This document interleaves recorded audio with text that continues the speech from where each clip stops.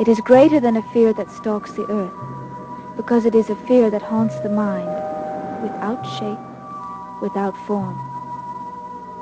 Until in dreams a form is found, and one is led to it down windless corridors, and forced, finally, to look upon its face.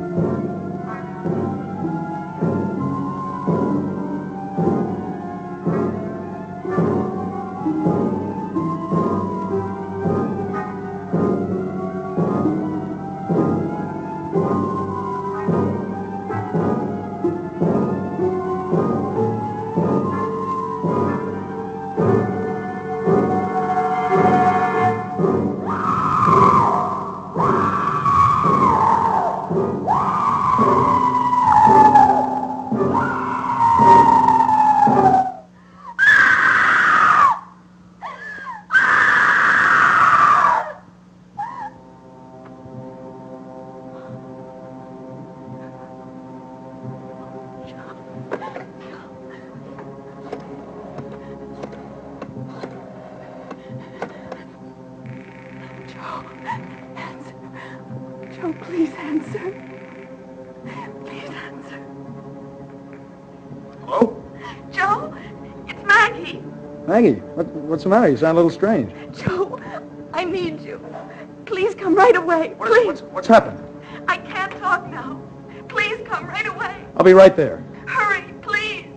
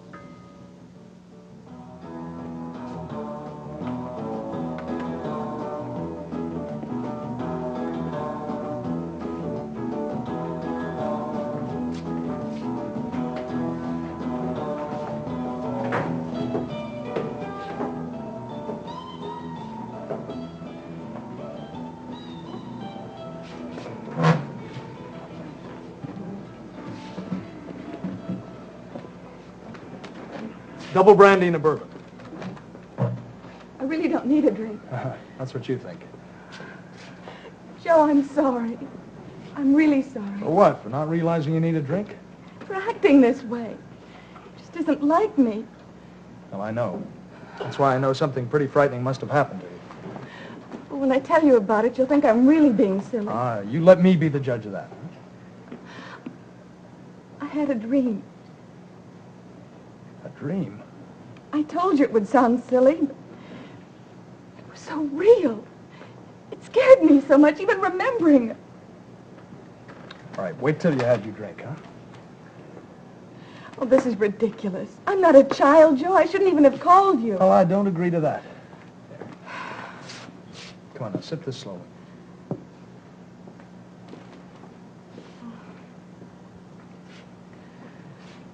Oh, thanks. It does feel good. I knew that's what you needed. We've got liquor at home. We could have stayed there. Oh, you needed to get out of the house. The ride did you good. Feeling a little better? A little. Look, do you have any idea what your dream was all about? I've every idea. It was so real. That's what was so frightening about it. Can you tell me what happened in it? I was dead. Dead? I was in a kind of a woods. And there was a coffin. Slowly it opened, all by itself. And I looked to see who was inside. All right, just take it easy. Joe, it was me. You? I saw myself in that coffin. I was dead. My eyes were closed, and I was dead. Well, I started to scream, and then it was as though I was in the coffin looking back at myself. But it wasn't me. It was a skull screaming at me. All right, now, here, come on, sip it slowly.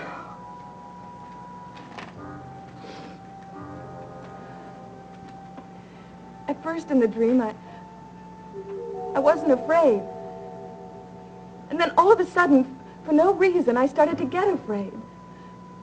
It was as though I was going in search of what was frightening me. But the search made me all the more frightened. Well, listen, do you have any idea what might have caused such a dream? Think for a minute. Has anything happened recently? Anything that might have frightened you? Not that I can remember. Maybe something at the coffee shop or someone. No. No one, nothing. Well, listen, you have heard about the ladies that have been attacked in the area recently. Yes? But don't you think that might be it? I don't know. Well, it makes sense to me. It's enough to give any woman nightmares. Joe, I don't know why, but I have the feeling that there's more to it than that. What? I don't know. I insist upon buying you a drink. The work you did on that portrait tonight is nothing short of superb. I accept the compliment. And the drink. Joe, please don't tell my father about the dream. Maggie, I thought you were home with thoughts of sleep. I'm afraid I'm the bad influence. I convinced her to come out for a nightcap. Oh, I'd say that was an influence for the good. Oh, Joan, you know, Mr. Collins? Mr. Barnabas Collins? Yes, how are you, Haskell? Fine, thanks. And you? Oh, restless. But I expect it's proper for a man adapting himself to new surroundings. And how are you, Miss Evans? Very well, thank you. Oh! I'm sorry. Oh, Maggie. Now, I thought I brought you up better than to go around spilling good drink. How could I be so clumsy? Here, use this. I'll get a cloth from the... No need, really. There now, if I may, I'd like to order for all of us. If I may. That's very kind of you. Thank you. But I hope you don't mind the intrusion. Not at all. You're very kind. Thank you.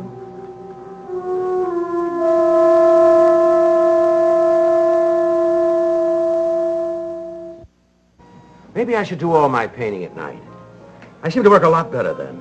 Yes, the night. It always seems to allow one to be more in touch with himself, with what he truly is. Do you agree, Mr. Haskell? Oh, I don't know. I'm the kind of person that likes to get up early in the morning most of the time. And you, Maggie? I never thought about it. But doesn't the night affect you in a very strange way? Sometimes. Would you like to dance, Joe? Try me and see. You excuse us?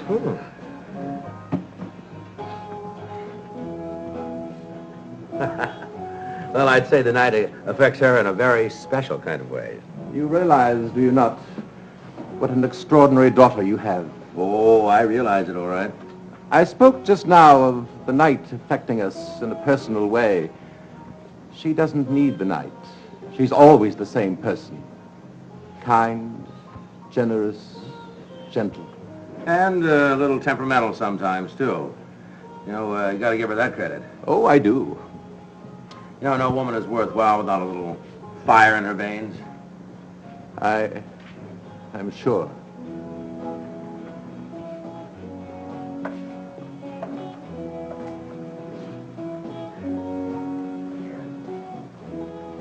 You're still trembling. No, I'm all right, really, Joe. Just hang on tight. You'll be okay.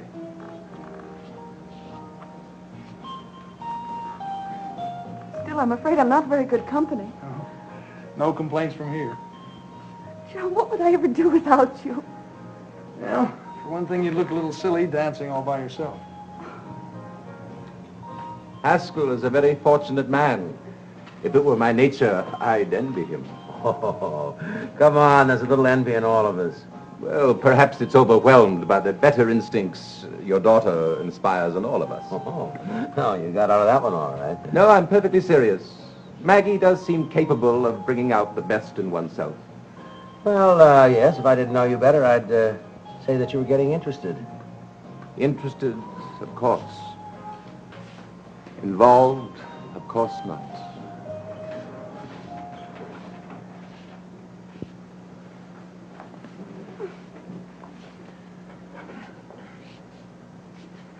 Joe, What? could we have our drink at the bar? At the bar? Do you mind?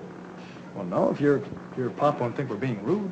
Oh, he won't mind. He knows we'd rather be alone. Well, what about Barnabas? He seems like sort of a nice guy. No one insult him. We'll just go to the table and ask them to excuse us. They won't mind. I know they won't. Okay. You're still pretty upset, aren't you? No. I'm feeling much better, but I'd rather not go back to the table, that's all. Okay. I understand. I wish I did. That dream really threw you, didn't it? The dream? Oh, yes. The dream.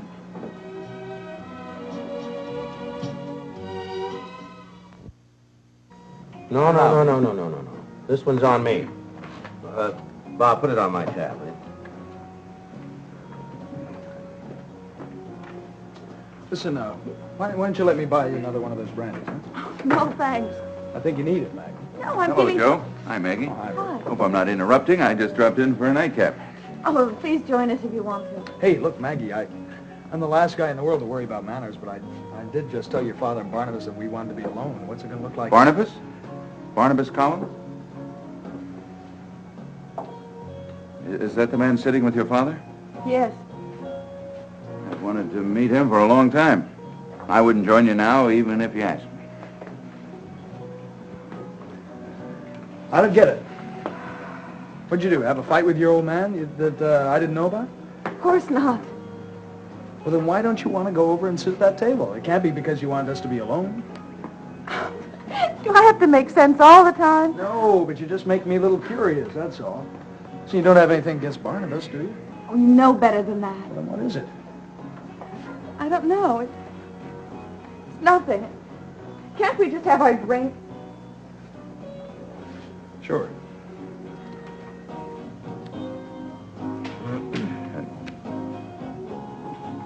Barnabas Devlin. Collins, huh? Yes, of course. My man, the man who works for me, Willie Loomis, mentioned your name. Not favorably, I'm sure. Oh, he did say there was some trouble between you, but he seemed very sorry about it. Willie, sorry? Yes, according to him, it was entirely his fault. Willie Loomis said that. Yes, you seem surprised. I'm speechless. Well, you haven't seen Willie lately. He's a changed man. I know it's none of my business, but if I were you, I'd get rid of him. Well, I certainly will if there's any further trouble. But Willie seems quite agreeable. He works very hard and effectively, and I believe that he will be perfectly all right. Yes, he's quite a different man. I can't describe it. I'm quite confident that Willie will give no one any trouble. Well, I hope you're right. I'm sure I am. Bartender, but please, allow me to erase some of the ill feeling caused by my man. Won't you join us for a drink? Well, yes, I'd like to, thank you. Good. The usual, Bob. And please don't worry about Willie. I'm a man who can't stand even the thought of violence. I'm the last man in the world who would have anyone near me who even contemplated the thought of it. Serenity is my favorite emotion. You sure you don't want another one of those before we go? No, thanks. How are you feeling? Much better. And wonderfully tired. I'm sure I'll sleep like a baby. Good. Joe, What? thanks. Anytime. Oh, you better be careful. You were lucky this time. I went to bed early. I said anytime. Shall we say our good nights? Oh, Joe, could you say goodnight for me? Maggie, what's the matter? Now, for a minute, I thought you were really okay. Well, I am. Well, then why don't you even want to go over to the table and say goodnight? I didn't say I didn't want to go to the You table. didn't want to sit there before, and you're avoiding it now. No, I'm not. Joe, let's both go over and say goodnight. Come on.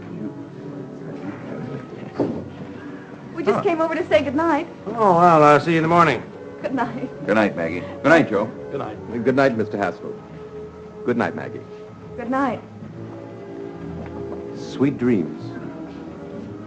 Thank you.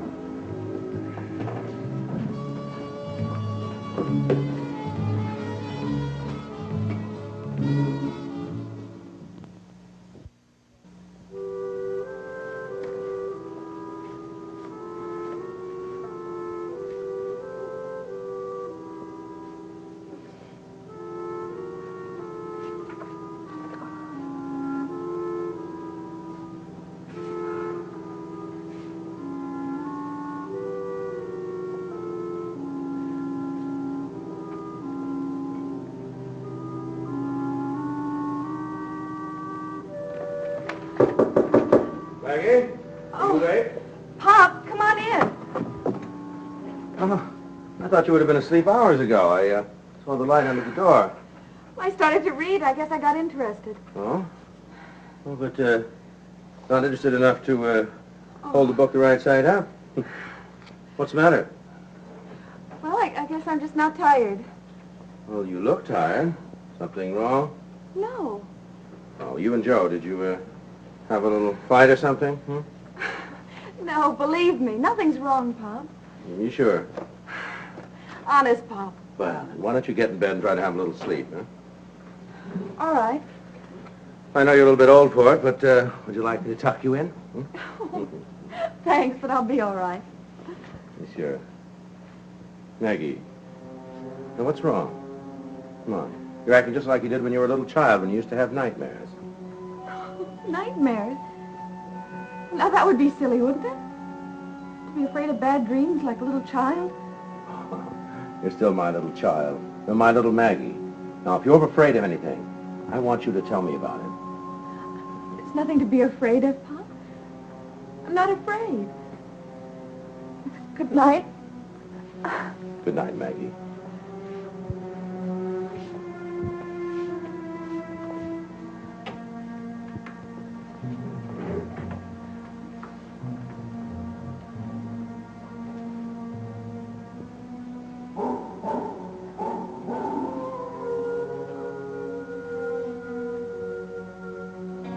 I'm glad you admire it.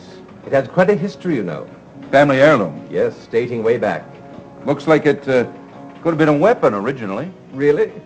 We like to think of it as representing a savage beast tamed and made familiar. A servant almost. Dedicated to assisting us in something so common and civilized as a casual evening stroll. I've never seen anything quite like it before. A man could develop a real swagger carrying something like that. Oh, on the contrary, carrying this, one does not need a swagger. Yeah. Do you mind if I get the feel of it a little? Not at all. Nice and heavy. It certainly doesn't look tame to me, but then I guess if you could tame our Willie, you could, a wild wolf wouldn't cause you any problems. Do you know what metal it's made of? Of course, it's... Looks like pure silver, isn't it? I beg your pardon. I just wondered, is it silver? I'm sorry. Could we discuss this some other time? I just remembered there's something that I have to do. Please excuse me. Oh, yes, of course. Good night, Stedland. I hope we'll see you again soon.